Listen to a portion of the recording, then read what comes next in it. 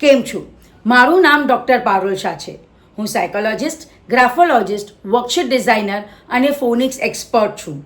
હું ઓથર છું બુકની, જેનું નામ છે empower with BLA phonics 1 and 2. બંને અવેલેબલ છે એમેઝોન પર અને ફ્લિપકાર્ટ પર. હું અર્લી એજ્યુકેશન એમ્પાવરમેન્ટ કોચ પણ છું. હું હેલ્પ કરું વુમનને તાકી એ પોતાનું કરિયર ટીચિંગમાં શરૂ કરી શકે. આજે આપણે વાત કરીશું કે ફોનિક્સ ક્લાસની ટ્યુશન સેમ હોય કે અલગ હોય. સો હું ફોનિક્સ અને ગ્રામર ક્લાસીસ લઉં છું અંધેરી ઈસ્ટ મુંબઈમાં.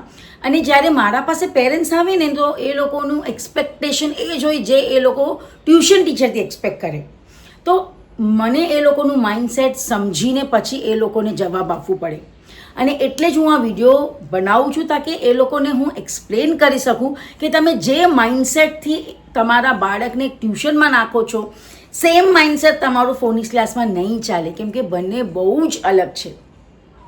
સો આપણે સ્ટેપ બાય સ્ટેપ જોશું કે બંને અલગ કેમ છે. સૌથી પહેલાં તો પર્પસ. તમે તમારા બાળકને ટ્યુશન શું કામ મોકલો છો? તાકે જે સ્કૂલમાં ભણાવ્યું છે એને બેટર આવડી જાય. જો ડેલી સ્ટડી જોઈતી હોય કે રોજ હોમવર્ક પૂરું કરે, રોજ રિવિઝન કરે, રોજનું રોજ લર્ન કરે, તો સ્કૂલના પૂરા સબ્જેક્ટ ટ્યુશન ટીચર કરાવી દે. એટલા માટે તમે તમારા બાળકને ટ્યુશન મોકલો છો. ફોનિક્સ અને ગ્રામર ક્લાસ એકદમ અલગ છે. એમાં ઇંગ્લિશ ભણાવવાનું હોય તો અમે ફોનિક્સના અલગ અલગ લેવલ્સ કરાવીએ, ગ્રામરના રૂલ્સ કરાવીએ, તાકે બાળકોનું ઇંગ્લિશ રીડિંગ અને રાઇટિંગ એટલે પોતાના એ લોકો સ્પેલિંગ બનાવી શકે, સેન્ટેન્સ પ્રોપર લખે, ઇંગ્લિશમાં બોલે, એ બધું પ્રોપર થઈ જાય. એની માટે અમે લોકો ફોનિક્સ અને ગ્રામર ક્લાસીસ કરીએ છીએ. હવે બંનેનું એકચ્યુઅલ પર્પસ જ બહુ અલગ છે. સો અમારા લોકોનું કરિક્યુલમ બી બહુ અલગ હોય છે.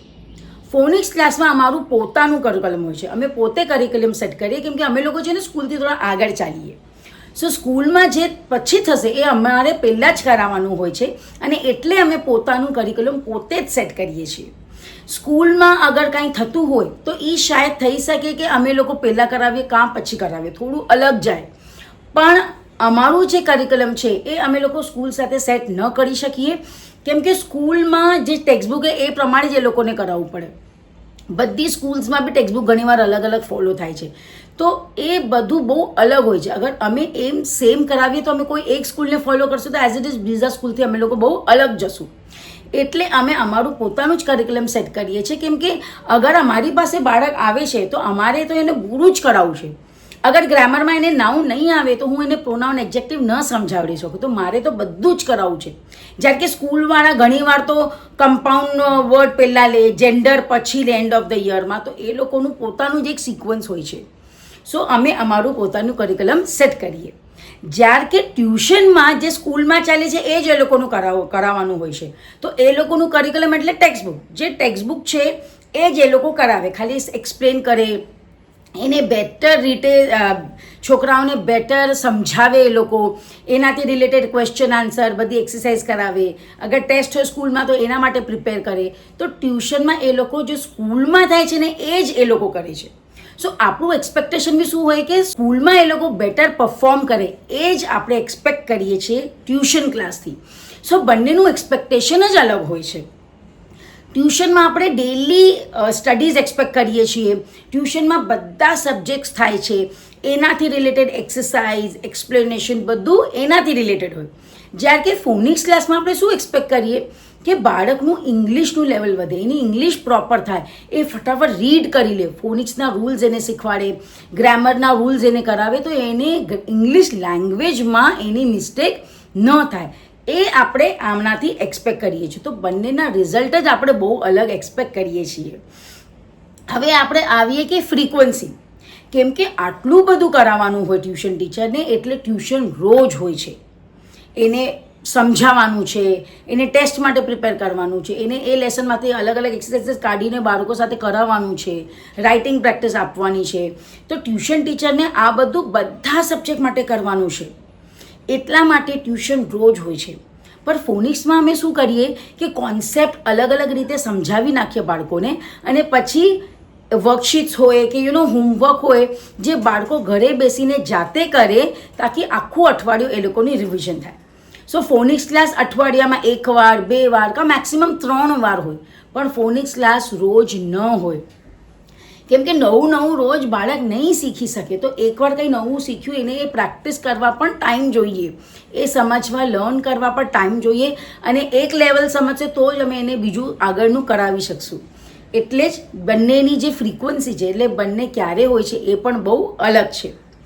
હવે આપણે જઈએ કે બંનેમાં આપણે ફાઇનલી આઉટકમ શું સિલેક્ટ કરીએ છીએ ને બંનેનું કરાવવાનું તરીકો શું છે. જેવી રીતે કે ફોનિક્સ ક્લાસમાં આપણે વર્કશીટ્સ, વિડીયોઝ, એક્ટિવિટીઝ, ગેમ્સ આ બધું લઈને બાળકને શીખવાડીએ છીએ. એક જ કોન્સેપ્ટ જ્યારે આપણે આ અલગ અલગ રીતે કરાવીએ તો બાળકના મગજમાં એકદમ ફિટ બેઠી જાય, અને પછી જ્યારે આપણે હોમવર્ક આપીએ તો બાળક જાતે એ હોમવર્ક પોતે પ્રોપરલી કરી લે, કેમ કે એને બધું સમજાવી ગયું છે. બસ એવરીડે રિવિઝન જોઈએ છે તાકે નેક્સ્ટ ટાઈમ જ્યારે ક્લાસમાં આવે તો એને બધું યાદ રહે. ટ્યુશનમાં એકદમ structured way step by step teacher કરાવે કે એક લેસન રીડ કરાવ્યું, એ સમજાવ્યું, એના ક્વેશ્ચન આન્સર, એની ટેસ્ટ પતી ગયું, પછી નેક્સ્ટ ચેપ્ટર. તો હર સબ્જેક્ટમાં ટીચર આવી રીતે જાય, જેમાં જોઈએ એમાં ડિક્ટેશન લે. તો ટીચરને હર સબ્જેક્ટમાં આ એક જે એનું સ્ટ્રક્ચર છે એ પ્રોપરલી ફોલો કરવું જોઈએ. તો ટ્યુશન ટીચર બહુ એક ફોર્મલી થાય અને બેસીને છોકરાઓ ભણે, એમાં બહુ બધું રમવાનું કે બધું ન હોય, તો એ બહુ એક ફોર્મલ વેમાં જાય છે. કેમ કે ટ્યુશન ટીચરને બધા સબ્જેક્ટ કવર કરવાના છે ને આ બધું જ કવર કરવાનું છે, અને એના પાસે એક ટાર્ગેટ છે કે બાળક સ્કૂલની એક્ઝામમાં રિઝલ્ટ સારું લઈ આવે, એને એ ટાર્ગેટ અચીવ કરવાનું છે.